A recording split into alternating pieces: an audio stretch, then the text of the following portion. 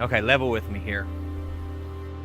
There's this idea that we live on a ball and it's spinning and traveling through space at unfathomable speeds, yet you can't measure it, you can't repeat it or observe it. At this point, it becomes a religion. What are you holding on to? Do you care what other people think? Are you just worried what your friends and family are going to say? Is it your satellites? Is it your aliens? There are no satellites in the vacuum of space. Satellites are satelloons. You're aliens. Let's say you're an outer space alien fanatic. What if I told you you can have your aliens too? That they come from outer space, not upper space, but outer space. They are extraterrestrials. Terrestrial meaning terrain, meaning land. So what is it? What's stopping you?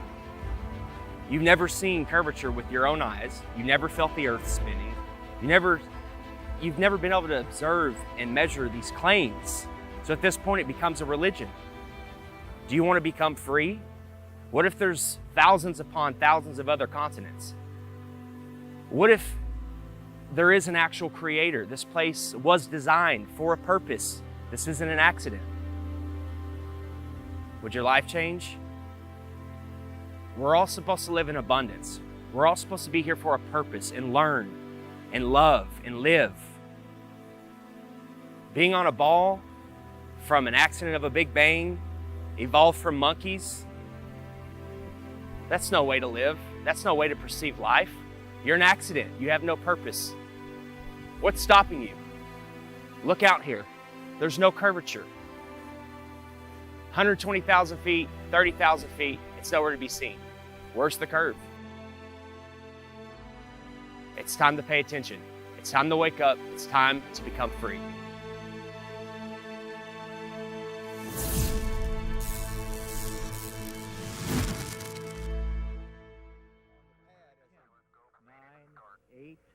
Seven, 6. We have main engine start. 4, 3, 2, 1, and liftoff. Liftoff of the 25th Space Shuttle mission, and it has cleared the tower. On January 28, 1986, CNN watched the Challenger launch live on the air with its viewers. They and the other media outlets told you that the astronauts died in the explosion.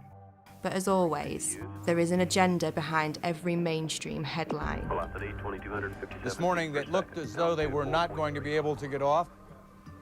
1 minute 15 seconds. Velocity 2,900 feet per second. Altitude 9 nautical miles. Downrange distance 7 nautical miles. Looks like a couple of the solid rocket boosters blew away from the side of the shuttle in an explosion. Flight controllers here looking very carefully at the situation. Obviously a major malfunction. We have a report from the flight dynamics officer that the vehicle has exploded. Today is a day for mourning and remembering. Nancy and I are pained to the core by the tragedy of the Shuttle Challenger. We know we share this pain with all of the people of our country. This is truly a national loss. The 7 NASA astronauts supposedly killed in the 1986 Challenger disaster did not die in the explosion and are quietly living out their lives in the US, with many of them hiding in plain sight, using their same names and working at high levels in the same fields they worked in before the disaster, according to explosive evidence uncovered by investigators. We've located 6 out of 7 of them. In the world of deception, it's really easy to say this person is that person, and there's a lot of that going on, muddying the waters. But 6 out of 7 have identical names. They work for universities, most of them. There were no people in the Challenger. That was a hoax. That's been proven conclusively by researchers and reporters, investigators, who have found that those supposed people that were in the Challenger are still alive today. We remember Dick Scobie, the commander who spoke the last words we heard from the Space Shuttle Challenger. We remember Michael Smith. We remember Judith Resnick. We remember Krista McAuliffe. We remember Ellison Onizuka. We remember Ronald McNair. People still think the Challenger exploded with these astronauts. It was a horrible thing. Never happened. Yes, the rocket exploded. There was no one on board. So imagine you're at the launch of the Challenger. This is a historic moment and it blows up in midair. Whether you are personally related to somebody on there or don't know anybody, you're going to be a mess. This is an emotional, incredible scene.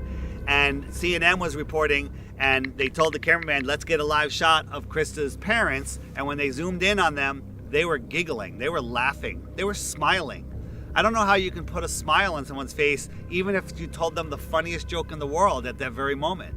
Just look at their face. Is that the face of somebody whose daughter just blew up in the most horrific, violent accident ever? Or is that somebody playing a role, not knowing that they're on camera and thinking about the money that they may have gotten? You can hide somebody that's allegedly dead right in plain sight. All you have to do is move them a little farther away, give them a different job, claim that they're somebody else. You don't even need to change their name. So statistically speaking, the odds that almost everyone on the Challenger have exact lookalikes with exact names still existing is kind of laughable, honestly. Exact doppelgangers existing in the world with the same names, and when confronted, they get very nervous and their stories begin to conflict and they have the same mannerisms. You know, it doesn't take a lot to put it together, honestly. Let's start with former NASA astronaut Michael J. Smith, with the same name as this retired professor from the University of Wisconsin-Madison. Are you Michael Smith? Yeah. Professor at university? Retired. Retired? Yeah. Yeah. Yeah, I just stopped by because there's this room. Are you aware of that? There's a rumor on the internet. It's not me. That people are saying. Yeah, it's not me, obviously. I mean, anybody that looks at my background, looks where I was born, it's not me. I mean, it's interesting that the Michael J. Smith that was the astronaut looks something like me when we were younger, but really not if you really look at facial recognition. You never been a pilot, never been in the military? Nothing like that. Huh. No. Okay. Yeah. That's all. And I don't respond to the emails I get. I get probably an email, maybe 2 a month. Really? Yeah, and I got one guy that's been really hounding me, and I turned it over to the FBI. Okay. Yeah, you just sure look a lot. It's the same name. I know yeah. the facial thing, but that's what we looked like. What? 40 years ago? Mm-hmm. Yeah. Okay. Yeah. Well, thank you. Yeah. Okay. Michael J. Smith, identical looks, dimples the same, teeth the same. There's really no denying it. And before he could finish the question, Michael denied it. Oh, that's not me, you know, and laughed it off. What's he going to say? Oh, you got me? Not going to happen. The driveway footage of Michael J. Smith, that's real. I mean, that can't be a deep fake, you know. So at some point, you got to stop trusting liars. We don't hide our space program. We don't keep secrets and cover things up. We do it all up front and in public. Next is former NASA astronaut Judith Resnick with an exact doppelganger working at Yale University. 37 years have passed and she hasn't even changed her name. Side by side, there's no denying it. When she's approached, she has a very odd way of not responding. Hey, Judy? Judy. How you doing? I'm from the press. I just had a quick question, if you don't mind. What press? I'm from a radio station in San Bernardino. I know there's a conspiracy about the space shuttle. No, I want to be polite. Friendly, just a question. So there's a lot of rumors about you being on that space shuttle. Obviously, you know, if you want to comment, we would really appreciate it. Kind of odd that Judith is in full panic mode when realizing the press is in her presence. She's no stranger to being in the spotlight. She even made her way into Hollywood for a quick cameo. If the choice is to allow Americans to be taken as hostages or to be executed, I'll bring my own fucking rope. Saddam backed down, and Ambassador Wilson helped thousands get safely home. When he himself came home to the United States, he was warmly greeted by our president, who took him to the Oval Office and introduced him to the War Cabinet as an American hero.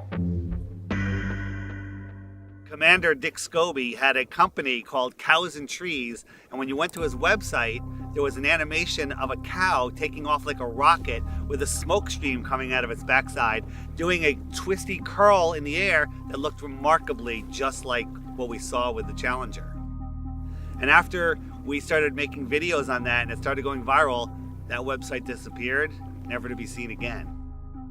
And nobody could have predicted back in 1986 that in 30 some odd years from then, that there would be something called the internet that would bring all this information to the tip of your fingers, and you'd be able to search through pictures, Facebooks, websites, profiles. Now these people are scared. They're hiding their profiles, they're deleting their websites, they're making their Facebooks private. Onizuka and McNair are always together. They're hanging out at NASA and always talking about themselves. Ellison Onizuka, if you look at clips of him back in 1986 when this happened, he actually spoke like, every other word was, Let me say that it's really a pleasure to be back.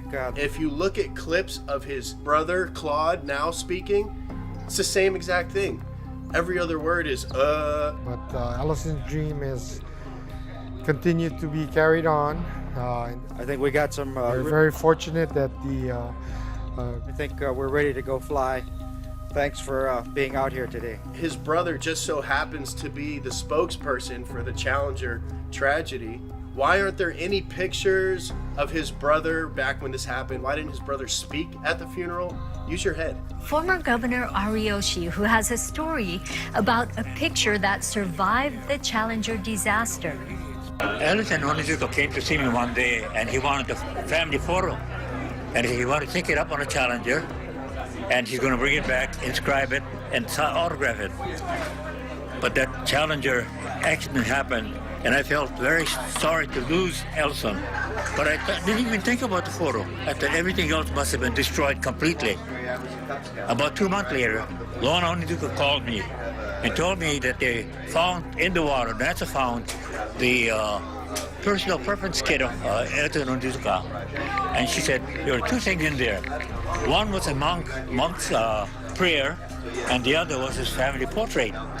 So I told her, oh, then it must be in terrible condition because the astronauts, the big bang up and the ocean in the water for 2 months. She told me, no, it's in perfect condition. And she said, I'm going to bring the picture over to you and present it to you. And then in the meantime, NASA got the picture and they put this together for us. Ronald McNair conveniently has a twin brother named Carl McNair who looks exactly like him and is at a lot of the events now, but was nowhere to be found when the explosion happened. Krista McAuliffe was a fairly new teacher, just 3 years at that school. To get her story planted, all of these people, the parents, the astronauts, everyone involved that you saw, a crisis actor. Essie was at the Cape in the stands to see Tuesday's launch, a sight that she says still haunts her. Why didn't I leave too? But I thought, no, I want to stay and see it. And as she read Mike's invitation for the launch, Miss Hesse said that she doesn't know if she'll be emotionally ready for a service like that in his hometown. Since I won't be able to see you all in person, let me say thanks for coming and have a great time. And I hope you see a good show. George Bush Sr. hand-selected the teacher, Krista McAuliffe. What are the odds that 30 years later, there is a professor at Syracuse University with the name Sharon McAuliffe? I still can't believe that I'm going to actually be going into that shuttle. It just really doesn't seem possible. Krista McAuliffe was asked if she had any fears about her space shuttle flight. People really feel that space travel is safe now. It's not that earlier feeling that, oh, it's going to blow up or something's going to happen. Right at this point, I feel that I'll be okay if I go up. Well, where's Jarvis? How come you haven't located him? And the answer is, he could have died of natural causes, a heart attack, a car accident, 3, 4, 5 years later, and it would never be reported. The reason they did it was a psychological operation to justify not doing manned space flights anymore and to pull on your heartstrings with an emotional cover. So if you dare question it, then you're immoral. And then when you look into it, you find out, of course, that you have all these people still existing in the world. So basically a government version of witness protection for NASA. Our nation held a vigil by our television sets. In one cruel moment, our exhilaration turned to horror We waited and watched. They were waiting and watching. When they saw the explosion, there was confusion. Was something wrong? The principal and teachers weren't certain either. Then it got very quiet as the horror of it began to register. Besides the trauma-based mind control and putting children through that trauma, and also it reinforces their model. It reinforces their religion. Look, this terrible thing happened. We're trying to go to space. We're trying to explore for science. But oh, look, all those people died. But at 1 o'clock, school was closed. It had to close. I felt as if my whole body blew up inside when I saw that. And I can just never be as shocked as I am now. Seeing it with my own eyes, it really just scared me. Some astronauts blow up in a rocket. What does that do subconsciously to the average person? They don't want to go up into space. They don't want to blow up in a rocket. We'll leave that to the professionals. We'll leave that to NASA and our government. But once they had seen the evidence on the visual screen that there would be no survivors, it suddenly became apparent to them that they were dealing with death. The government had incentivized the different public schools to play the Challenger in their classrooms. So they rolled their TV sets out, they had all the children sit down and get ready to watch it, and 20% of the American public watched the Challenger event happen live. And within 1 hour, 80% of Americans had seen the Challenger tragedy happen. So just like with 9/11, they have everyone see this traumatic event, and then we're all in unison that we're traumatized. When it blew up, it was a form of trauma-based mind control that some people will never grow out of, and then the emotions kick in and you're unable to think logically about what's going on. Of course this was planned. They made every school show this event live. They wanted these kids to grow up defending this tragedy. Think about how many field trips come here, unfortunately. And they go in and watch that Heroes and Legends thing, and they come out thinking that this is the greatest possible hero that they could ever be. And that's just, they're actors. And we're building them up higher than your father, police, military, all these people that are actual heroes. Right. These are actors working for a government agency. So. Next. Hello. Hi. I'm gonna get one of these signed if that's all right. Please. My name is Justin. Justin? Yes. I-N? Yes, with an I-N. Where are you from, Justin? Orlando. Oh, so you're not far from home. Not too far. No, I'm okay on a picture, but thank you. I do have a question though. Sure. Sometimes when we're watching the ISS footage, you'll see the astronauts sometimes connected to like wires and harnesses. Is that to keep them like in the frame during the broadcast, or what's the reason for that? No, I haven't actually. You mean while they're inside the shuttle? Yeah, like when they're inside the ISS, sometimes during the feeds, the broadcast, you'll see kind of pulling on their belts or something like that. I bet that is. Like that? I bet that is. I have not personally seen that. Oh, really? But I know that they try to be still when they're doing right. talking to someone, and then they usually try to release and do like a flip at the yeah, end or something like because that. I've seen the flip before, and it almost looked like a foot was caught like inside something, but there was nothing really there. It was really strange. I didn't know if there was something to kind of like hold them in place or something. We never had anything like Oh, that, okay. but they may have learned over time that it was hard to stay still, and they may have come up with something. Did you ever think the public would find out that all the spacewalks were filmed underwater? Thanks, sir. Did you have any comment on that? Well, we train underwater. Oh, okay, but only training? Only training. Okay. Most of the public have no idea that the ISS is located in an underwater neutral buoyancy lab in Houston, Texas. The space station footage that they trick us with is not traveling at 17,500 miles per hour above your head. It's all being filmed here on Earth. An exact ISS replica underwater. Coincidence? It's a pretty simple process. Film your footage underwater, remove the water layer, add in your CGI Earth layer, and cast your spell.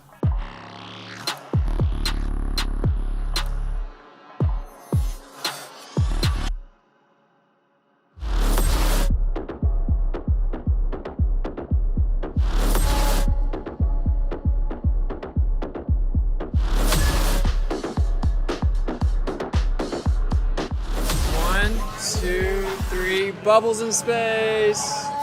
The International Space Station, that's a complete fraud. It's a complete hoax. I don't believe that all these astronauts are living up there and doing all this. Every single time that they do some type of live demonstration, you can see some type of faulty wiring, some type of glitch. They're literally being held up by strings. Green screens, wires, CGI, augmented reality, all sorts of issues. Think about this. They always have the women with long flowing hair. That would never be allowed. They literally spray hairspray in their hair to make it look like their hair is floating in zero gravity. The International Space Station, brought to you by the same guys who faked 6 moon missions. Yeah, I believe that. I don't know exactly how they're videotaping themselves. They could be on one of those zero-G planes and, doing it all in there. I'm not sure how they're doing it, but I don't believe it at all. It looks like a bunch of green screen fuckery. I don't believe that at all. The space station is a serious place.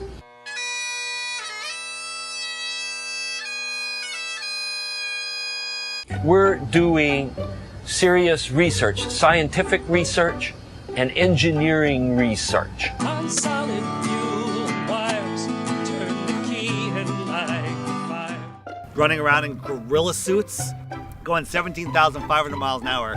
There's supposedly micrometeorites, other satellites up there. They could die at any second, but they're running around playing with water. They're always playing with water, claiming to grow lettuce. And I love this video because it looks like animation, like something that somebody made, but it's actually real footage from the space shuttle, just sped up just a little bit. And this is a little video. It's about 4 minutes long here. So there's the space station. I love that this is not animation. This is film taken by a shuttle of the space station. And so this is real. It's not animation. Now this looks like animation, and I'm very proud to know that it's actually real film. It's not a video game. People are living there. I know this looks like animation, but it's actually really real. I love this video because it looks like animation. It doesn't look real, but it is real. People can watch all these fuck-ups and trickery by NASA and all these other space agencies, and all that goes out the window because they see a little light in the sky, and it's the ISS. Oh yeah, that's the ISS. That's all the proof they need, and everything else goes out the window. The view will still be A-OK out there, and all you need to look for is a bright light in the sky that will be moving, and that'll be the space station. I've seen the light go from horizon to horizon. There's many problems with that light. First, it's as bright as the sun. It's really bright. How is the ISS reflecting that light as bright as the sun back to me the whole way across? Is it made of mirrors? Is that mirror following me? Right? How would somebody 10 miles away see the same reflection? Because it can't reflect in all directions.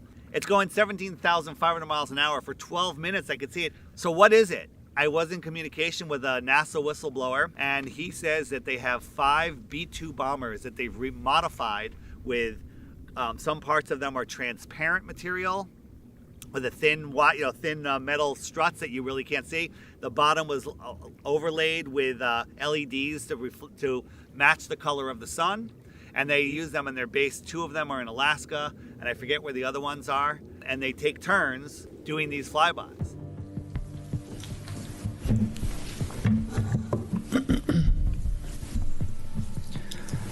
Good afternoon, Commissioners.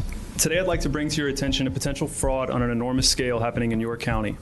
There's now clear evidence of NASA using numerous methods to grossly mislead the public about astronauts being on the International Space Station. During interior ISS scenes from NASA's own live feed, the use of wires, harnesses, green screens, and virtual reality have been detected to achieve the appearance of a weightless environment. This begs the obvious question. If they're really up there, why are they using Hollywood techniques to fake the footage? Are they in space or are they underwater?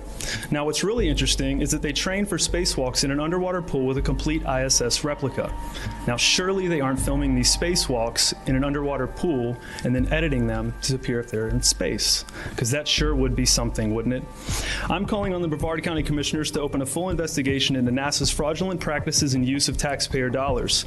It costs NASA $3 billion per year to operate the ISS, and if they don't have a darn good explanation as to why they're faking these videos, I and the public would like a darn good explanation as to where our tax money is going. It is our duty to expose and eliminate this fraudulent and astronomically wasteful ISS program. And look, I know what you're all thinking. The NASA is part of the federal government, and you're just county commissioners. Even if what I'm saying is true, what can you do? But let me remind you, not only is this happening in your county, as public officials, you have the platform and the ability to make a statement or hold a press conference, alerting the public, state, and federal authorities to investigate further. You have the power to start the conversation. I look forward to the day that $3 billion annual budget is put towards our veterans, our homeless, maybe some of that mental health stuff the young lady just spoke about, and the revitalization of Brevard County. Flat Earthers pay attention. We're paying attention to NASA. We're paying attention to SpaceX. Most people aren't, but yet they'll defend it. They'll defend it. They have no idea the Earth's supposed radius. They have no idea how far the sun is supposed to be according to NASA, 93 million. They don't know. Like, how far is the sun? Like, I don't know, a couple million miles, I don't know. They have no idea, but they're defending it to the death. You know, once you start paying attention and have an open mind, pay attention.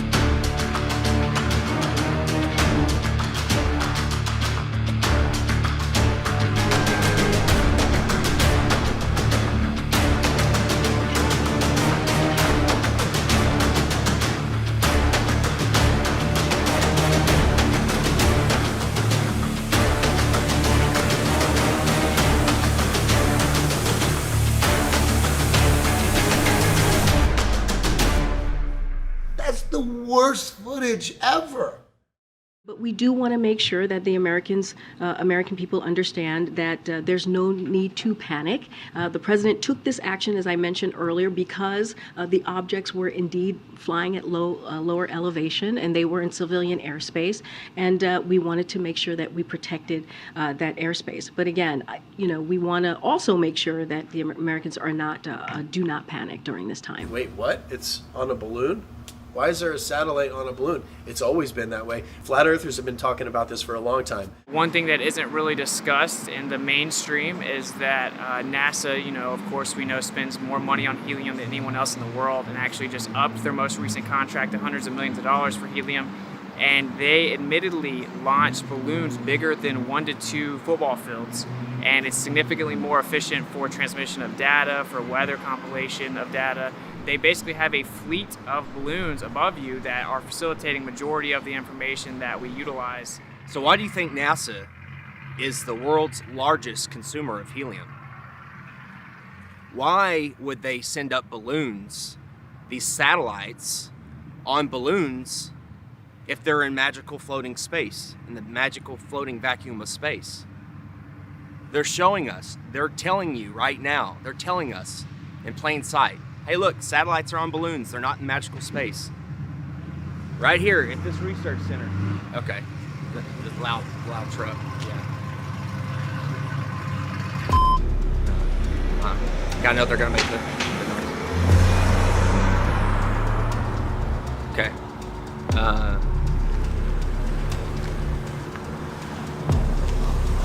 Howdy. I was just doing some filming. What? Oh, just anything we can see. We're just doing a documentary on the balloon launches and all the cool stuff. Yeah, we're independent journalists. Don't be filming me. Come on. Well, I mean, we're in public. There's no expectation of privacy. Well, we tried to call them. They said they weren't doing any tours. Yeah, they said we weren't doing any tours. Of course, you got to do your due diligence and make sure there ain't nobody out here potting shit. Yeah, well, I get it. Like Johnson Space Center, they have armed guards. Yeah, they will shoot you. Yeah, they definitely operate. Do not run up in the air. Yeah, like you're gonna do nice. No, we're just infatuated with the Satelloons, Yeah. We didn't even know they existed. It's cool that they're all going up on balloons. We didn't even know. We were taught, they're just orbiting by themselves. Or they're shot up with rockets. Yeah, they're shot up with rockets. That's all It makes is. more And I'm sense on a balloon, so we're like, okay, well, this makes sense now. Unless they got some top secret stuff I don't know about. You don't know about any of these satellites without the balloons? The idea that you would need some type of box that free falls in orbit around a ball is really just a fiction of imagination. That we don't need that at all. We don't utilize that. Satellites have been on balloons since the 50s, and they've always been on balloons. They just lied about putting them in space. There's no evidence at all of satellites in space. They would have to have a propulsion system. Even if you believe that the Earth is a ball, you must also believe that satellites cannot propel themselves without a source to thrust. Okay? We know that they don't have engines on them. What's making them go around? They don't make sense. Then you find out NASA owns 98% of the helium. Then you find out all these satellites that crash have balloons attached to them. Then you can deduce they actually float these satellites up with balloons. It's that simple. If all these satellites are moving 17,500 miles an hour, some are moving this way, some are moving that way, it's common sense. There's 50,000 of them. They're supposed to hit each other eventually, but none of them hit each other. Come on, guys, wake up. There's no satellites. There's no proof of them. The only proof we have are things floating on balloons. Arthur C. Clarke in the 50s wrote a book theorizing about satellites falling around on Earth in an endless fall. Shortly after, we all of a sudden had satellites falling around the Earth. Now think about it. The Earth is spinning at 1,000 miles an hour. It's orbiting in an elliptical orbit, speeding up and slowing down at 66,000 miles an hour. It's chasing the sun in another curved orbit, and we somehow have geostationary satellites. That's a satellite that stays above the same plot of land. So it's mimicking the spin, it's mimicking the orbit, it's speeding up and slowing down and staying over that same plot of land, and it's just falling in an ever-ending fall. That makes absolutely no sense. And now it's openly accepted that they're on balloons, but they're making it seem like it's a new thing. And this is the new way we're gonna launch satellites, is on balloons, and it's cheaper and it's just better. Like, we don't need them space ones no more. People are starting to figure it out. That's why they're going back to balloons. And majority of all the transmissions we use for our cell phones or quote-unquote satellite TV are all ground towers. They all send transmissions from the ground tower to tower, admittedly at high elevations. And of course we have underground and undersea cables that make up 99.9% of all transmission. So this just a facade in people's mind that you have little metal boxes flying around giving you all of your data. None of that is real. Oh my God, I'm calling my brother. That is freaking beautiful. Okay, there you have it. Artemis wow, it's flying right now. Whether it's the ISS or the rocket launch, the second someone sees it with their own eyes, they think it's real. This is freaking amazing. Oh, there it is. What the heck happened? They don't even know what the fuck's going on. The reason that you can always find a video of a rocket from NASA taking off and then slowly making a U-shaped arc is not because it's going around the ball and going to the other side or going out into space. It's because shortly after these rockets that are funded by your tax dollars take off, they only have a certain amount of time before they crash back to the Earth because they run out of fuel. It's all made up. So what really happens is they launch them near the ocean in Texas or in Florida. They will never launch a rocket from the middle of the country. It won't make it to the ocean. It'll crash on dry land. Okay? So NASA has to launch rockets from Texas in Florida because it's right by the water. If they wanted to launch a rocket from Little Rock, Arkansas, it wouldn't even make it to Texarkana. So when they launch rockets in Cape Canaveral, Florida, or in Houston, we have a problem. Yeah, the problem is you can't get past the firmament. In 1962, 7 years before they faked the moon landing, Operation Dominic began. A series of 31 missiles were shot straight up into the sky to test how high humans can actually reach. They quickly figured out, not far at all. It seems that whenever they were shooting these missiles up into the sky, they were actually interacting with different layers of this plasma field or this electromagnetic phenomena, and it seems to have fluid-like properties. As it actually hits a certain portion of this force field, if you will, it begins to disperse and seek equilibrium based on the impedance of the electromagnetic layers. Why is it when we review this footage that these things are exploding? It looks like they're hitting a barrier. Testing the strength of the firmament, and they weren't able to penetrate it. What's going on there? What is this? In my opinion, I think that they were trying to find a way to possibly get out. There's a firmament above us. So everything is as above, so below. Obviously, many people are becoming aware that there's a firmament above that many people are now starting to realize is impenetrable. No matter what you do, you can't go straight up in the air and keep going. An interesting rocket launch was the amateur Go Fast rocket. They gave us something that NASA and SpaceX never gives us, an uninterrupted feed from their camera. If you watch a NASA launch or a SpaceX launch, there's 4, 5, 6 cuts before it even clears the launch pad. Gave us an uninterrupted 72 miles, I think. Went up, and all of a sudden it went kerplunk, it hit something. It went up, and it appears to have hit the firmament. One thing I really want your generation to embrace is that the Earth is a closed system. We cannot leave the Earth. There's no place to go. There is water surrounding us in all directions, including directly above us. We now know that there's something called superfluid that exists. You could have helium-3, and it could actually offer full electromagnetic propagation perpetually without any impedance. Based on the things that I see, such as Crow 777's lunar wave observations, I think that there is clearly a fluid-like medium above us. The waters above in ancient astronomy, which was the same science as astrology, except one was more theological and one was more secular, they taught that this was called the crystalline sea. And in the book of Revelation, it speaks about the crystalline sea. It's the 9th heaven. The waters above, it's firm. I think the evidence is pretty overwhelming that there is a fluid-like medium above us.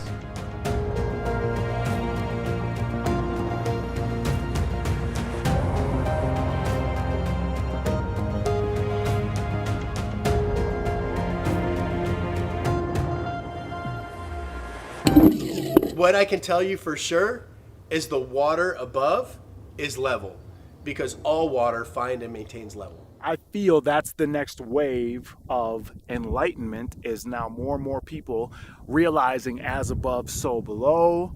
And the only way we can get above or below is to go within and tune our frequency to that of which surpasses and passes through. Who knows, maybe there is some kind of firmament, and we're underwater. We could be underwater. Maybe there's water above the firmament and then water down here. That could possibly be why the sky is blue, because behind it is the firmament which holds back water. As above, so below. God's throne does not sit on a convex, silly snow globe, okay? The firmament, the waters above, where he separated the waters below from above, they're flat and level. It's the sky plane. The sky only appears to curve, just like the ground. There is no curvature in the sky. There's no curvature on the earth. Well, Dave, the SpaceX Falcon 9 is going to launch from Vandenberg Air Force Base, and it's going to launch in just about a minute, maybe a little less here. Just see the trail it's leaving behind. Absolutely amazing, and to describe it to you from, I mean, you can see it, but from the ground, it almost looks as though Some of these rockets look like they're scraping across a watery firmament, kind of like a boat dragging something through the water. You see what resembles a speedboat going through water. You'll see the rocket hit the firmament, explode like watery, and then it will skim along the surface of the firmament. Why is that? Well, because it's hydrogen, it's water. I'm not sure what they're doing, but they're not flying into space. It's almost like they're just throwing it in your face. Look, we're running into a solid barrier. These rockets literally look like they're bouncing off the ocean, like a boat in the ocean, creating waves. Look at it. Look at the footage. Look at that. They're putting it in our face. It's soft disclosure. They can't just come out and say there's a firmament, we're on a flat earth or whatever else. They can't just come out and say it. They have to show breadcrumbs. They got to show a trail of breadcrumbs. They have to boil the frog slowly. People say, well, what's under the flat earth? Because they're thinking of a disk floating in space. We don't know what's under the flat earth because the deepest hole is 7.8 miles. And while they were digging that hole, while they were drilling that hole, they were using ground penetrating radar to see what they were going to hit next. And they were wrong every step of the way. No more rocks, no more water. They hit rocks, they hit water, right? They were wrong, wrong, wrong. And then they hit an impenetrable barrier. They tried for years to get through and they couldn't. And then they gave up. But then somehow we have a meme that shows us a cross-section of the Earth, the next 4,000 miles. They know exactly what's there. They couldn't get the first 7.8 miles right, but they know the next 4,000. And everyone's seen the meme of the Earth with the molten magnetic core. Another thing that they're laughing at us, because you can't have a molten magnet. Any magnet of any type, you heat it up, and before it melts, it hits the Curie point, and it loses all its magnetism. Have y'all heard about the recent claim from the heliocentric priests?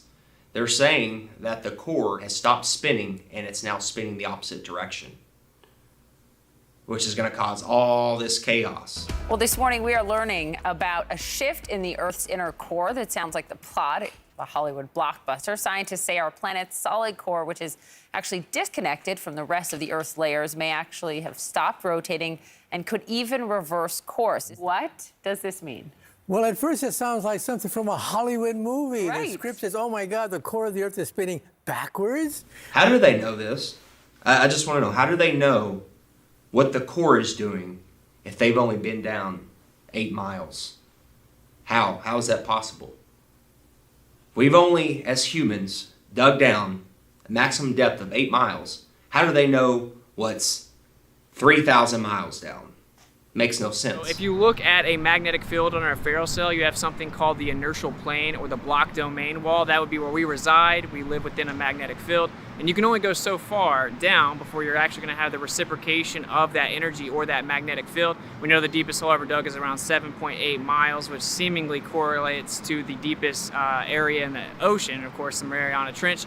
So the way that I see it is you're actually living on the inertial plane within the magnetic field, which actually then begins to make all celestial phenomena fit perfect within the toroid. And of course, this entire idea that there's this magic magma core made of nickel and iron that's spinning at a different speed than the Earth spins is a complete fiction made up of seismic activity and speculation. And actually, when you look further into that, they say that that causes the magnetic field with something called convection currents. You have the geomagnetic field from the geodynamo model, and actually you would have a symmetrical magnetic field coming from the core. As it is a sphere, you would have the same magnetic field in the north and the south. But what the evidence actually shows is that it is not symmetrical at all, and in the south, the magnetic field gets up to 30% weaker. There's something called the South Atlantic anomaly, which shows that it 100% is not some symmetrical dynamo effect causing the magnetic field. If you actually look further into the dynamo model, there's about 50 questions that have gone unanswered. They can't even get the math to work with supercomputers. It's pure speculation that they can't get to work, and it seems that actually we are just prohibited from going too far down based on pressure mediation within a magnetic field. There was a famous scientist that sent a submarine down and hit the bottom of the ocean and wasn't able to penetrate the bottom of the ocean, as if there was some type of water barrier firmament.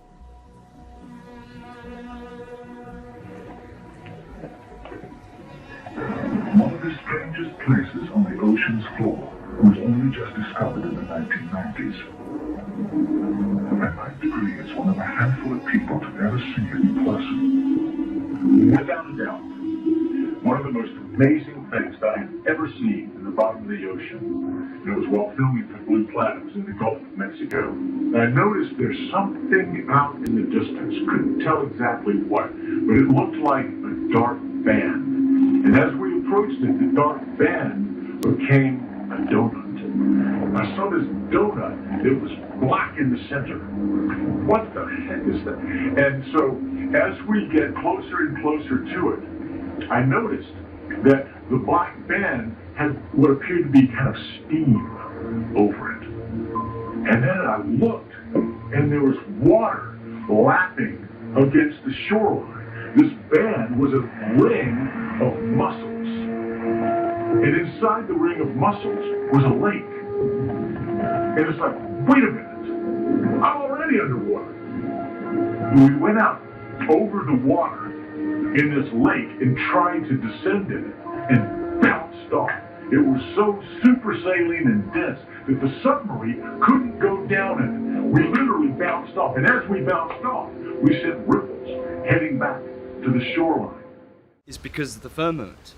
It's firm.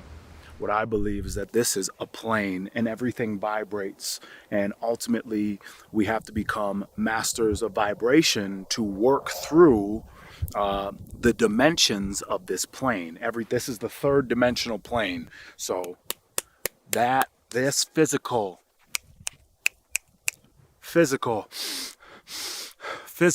this is the physical plane. Now, if we close our eyes and we envision something, our brain doesn't know the difference between a thought and actual reality. So they teach us about gravity when we're young kids, because when you're a young kid, you kind of believe everything that you hear. They tell us that gravity was discovered by a guy named Isaac Newton. And by the time he was 23, he had discovered gravity, invented calculus, and trigonometry.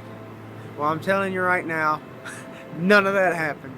Gravity's just a theory and an excuse, really. It's real simple.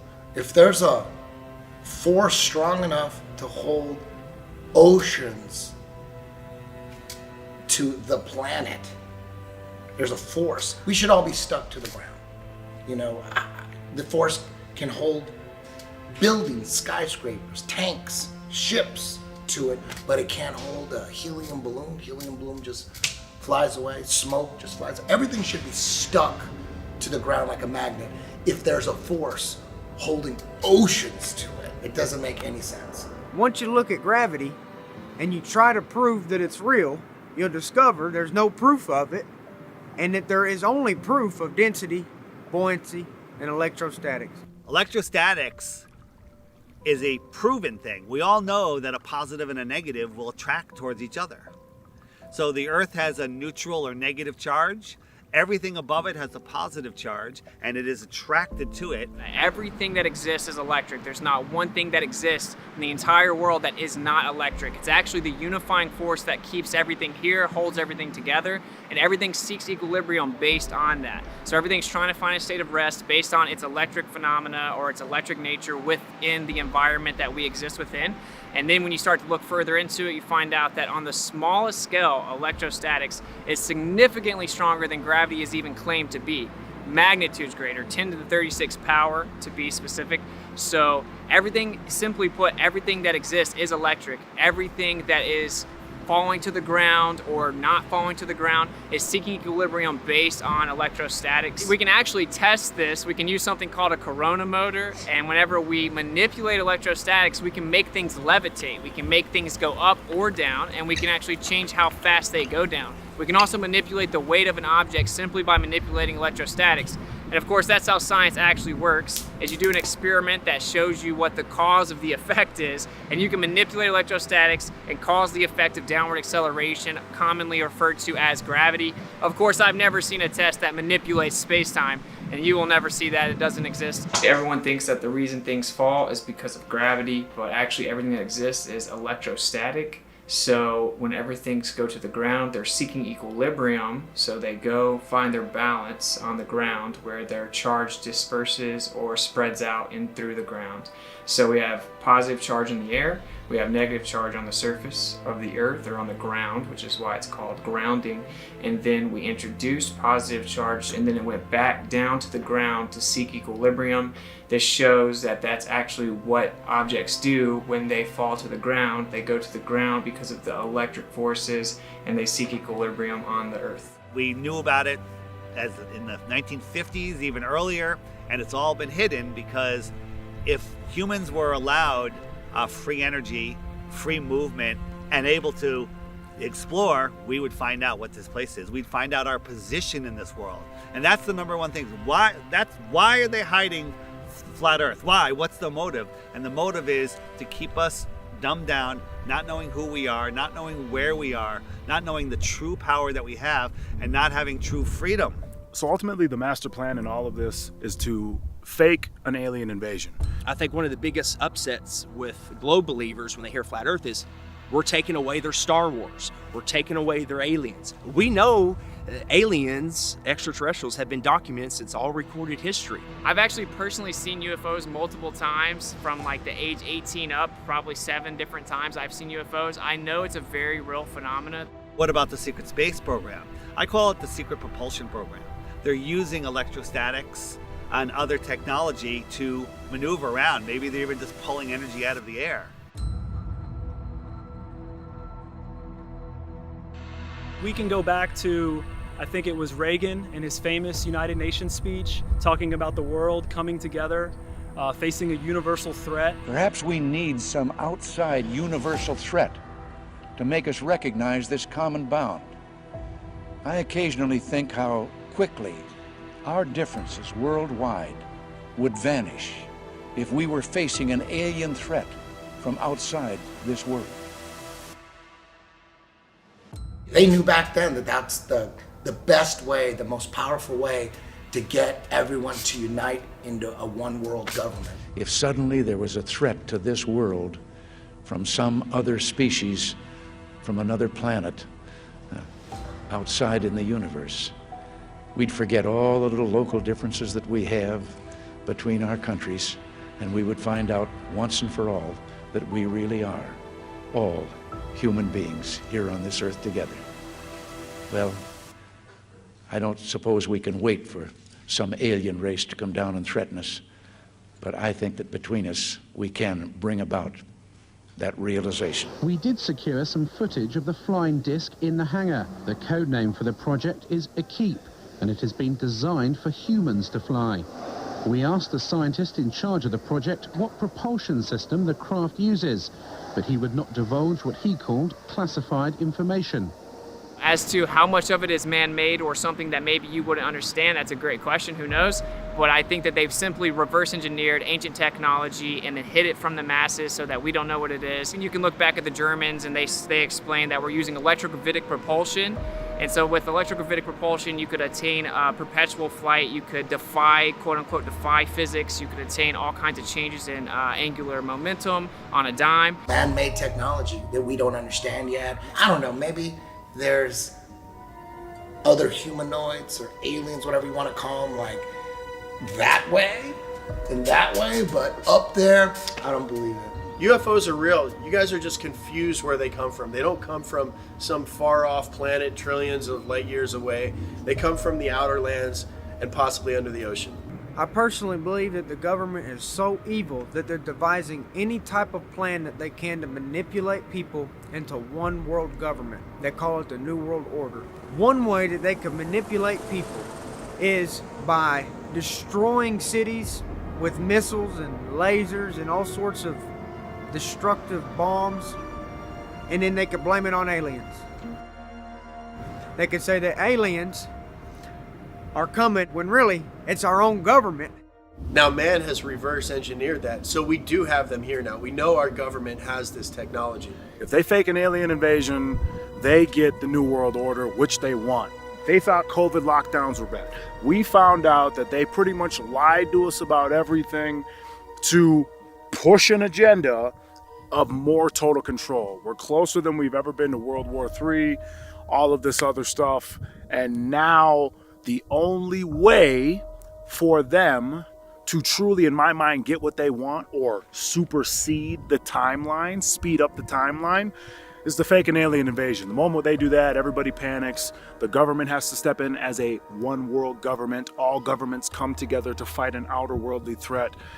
And then we're all in lockdown like you wouldn't believe, because we got to be aware of the alien viruses. I mean, we're already scared of the human viruses. Now we got to be scared of the alien viruses, and we're fucked. So that's, I think, the end game. And it's pretty easy to see that that's what they're gearing up for. That's why they're telling us there's a mothership in our... No, shut the fuck up. Like, we've had this technology for years. They've taken our focus and put it up there and not to the outer lands or the extraterrestrial areas. When someone says extraterrestrial, what does that mean? It means extra terrain. So it's a lot more prevalent that the world is bigger than we know, in my opinion, than these beings are traveling millions of miles or light years away to come here. I believe they won't let us go past Antarctica. So if they won't let us go past Antarctica, my favorite show in the world is Attack on Titan. I believe they're telling us things through shows, that being one of them, that there is potential for other land outside of what we know. If there's more land out there, then why are we paying $1,500 a month to live? Or California, people are paying $3,000 to $4,000 a month in rent to live. Why would we have to do that if all of our world could fit into Texas and then there was more land other places? Like, obviously it makes more sense. You can still have that concept, that idea, that belief, whatever you want to call it. You can still have that on flat Earth. You're not trapped in a snow globe. I honestly do believe that the government is hiding more land. There could be thousands of continents. There's definitely more than 7. I'll bet my life on it.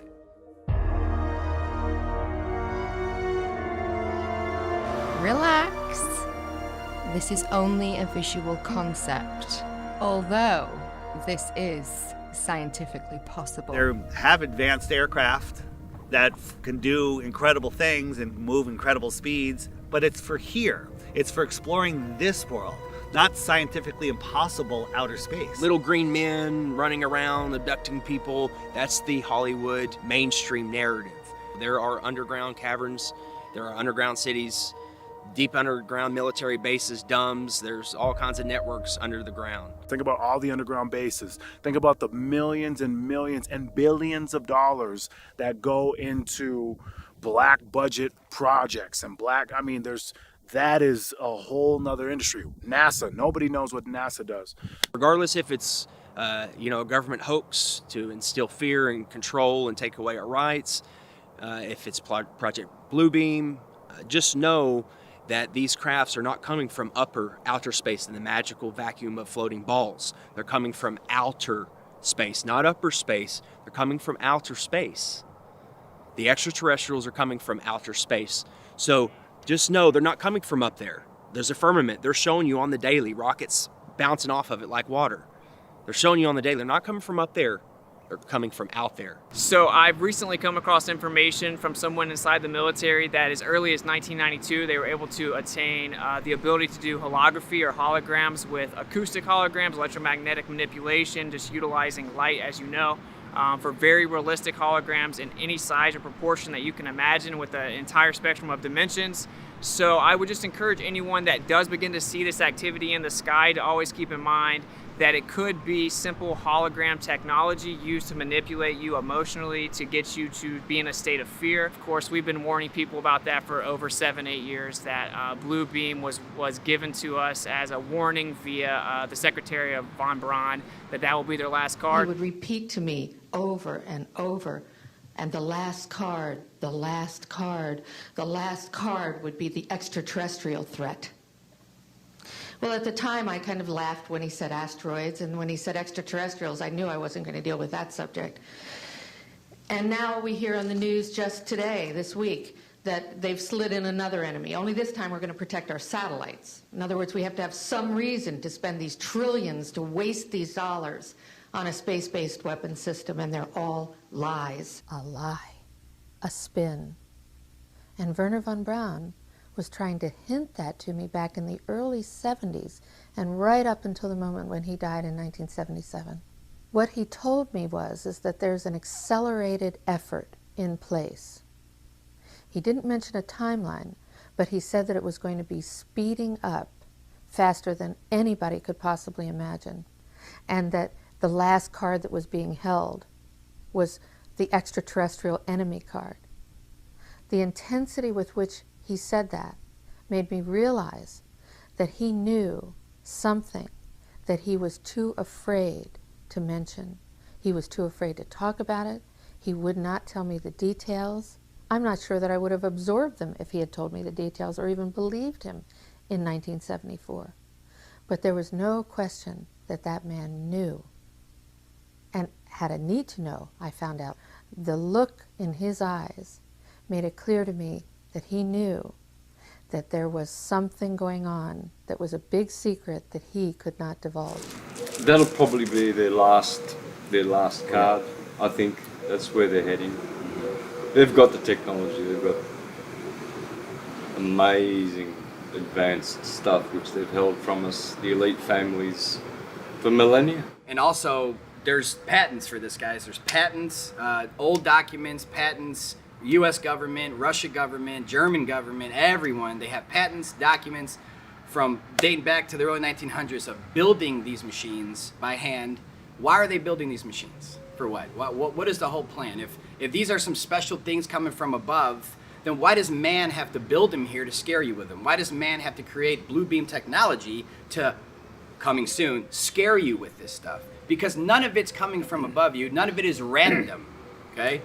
It's either coming from the outer lands, under the ocean, or they're man-made, or blue beam, or all the combination of what I just said. But there's nothing coming from above your head, so please stop. Stop holding on to your alien bullshit. Let your ball go. My name is Joseph Spencer. I was known as a man in black. Following 7 years acting as a counterintelligence agent for the CIA, I was recruited for a new assignment that entailed working within above top secret operations. I was aware of the black budget projects, but never knew the context of them due to their high level of secrecy. Even the president was denied access to their inner workings.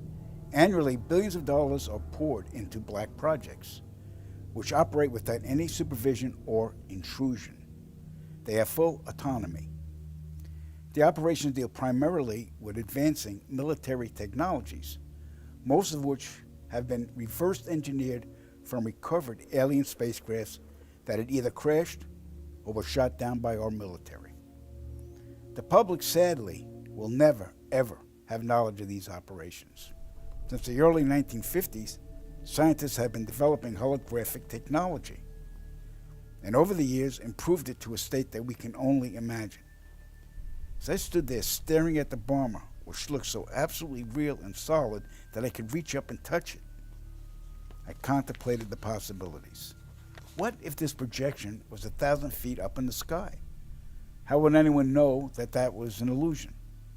The Phoenix Lights craft, witnessed by 10,000 people, was the first grand-scale skybeam test upon the public. It succeeded beyond expectations. In October 1938, Orson Welles unleashed his War of the Worlds radio broadcast to the American public. It was so realistically portrayed, vast portions of the population went into panic.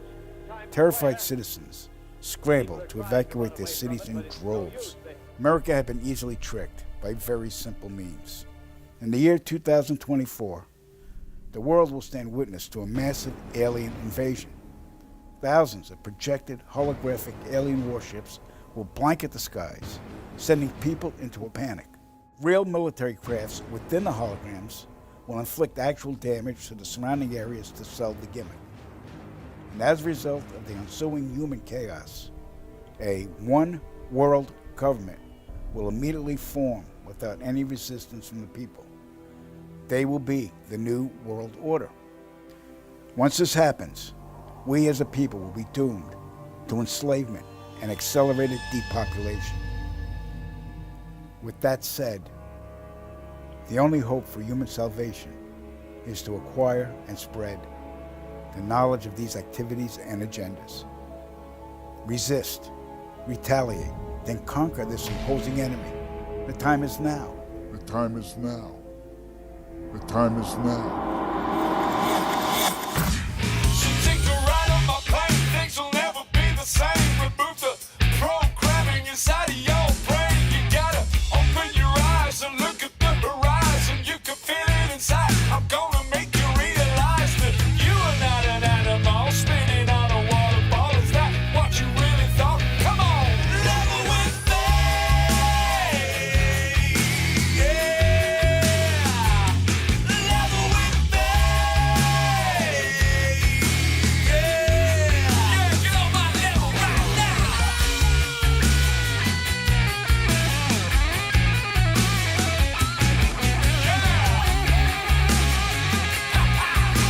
What's on the level? Say goodbye to the devil.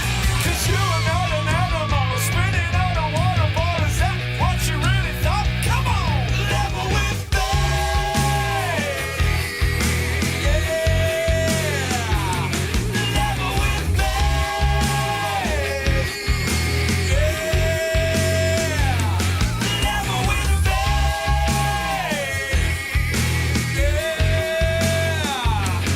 Level with me.